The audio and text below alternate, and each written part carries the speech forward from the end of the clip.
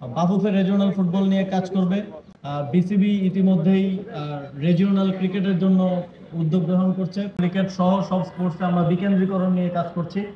আমাদের স্পোর্টসের একটা প্রবণতা শুধু ঢাকা কেন্দ্রিকতা, আমরা সেটাকে ছড়িয়ে দিতে চাই এবং একই সাথে গ্রামগঞ্জ এমনকি অলিগলি থেকে প্লেয়ারদেরকেও জাতীয় পর্যায়ে উঠে নিয়ে আসার যেই একটা ইকোসিস্টেম তৈরি করার জন্য আমরা কাজ করছি। আমাদের বিসিবি ইতিমধ্যেই রিজিওনাল ক্রিকেটের জন্য উদ্যোগ গ্রহণ করছে, তারা পরিকল্পনা করছে।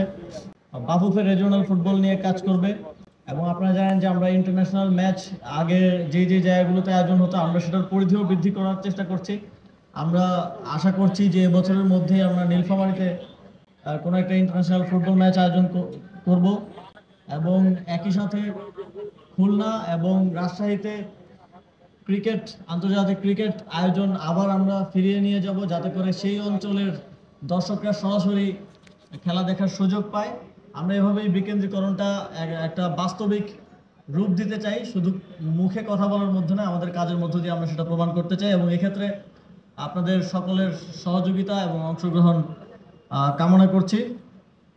আমাদের আজকের যেই গোল্ড কাপ টুর্নামেন্ট, আজকে যে ফাইনালে বালিকাদের দলের মধ্যে আজকে রাজশাহী বিভাগ 3-0 গোলে জয়লাভ করেছে এবং একই সাথে অনেক কম্পিটিশনের মাধ্যমে উপজেলা পর্যায়ে থেকে কম্পিট করতে করতে আমাদের ময়মনসিংহ বিভাগ আজকে ফাইনালে উঠে রানার্স আপ হয়েছে, তাদেরকে অভিনন্দন।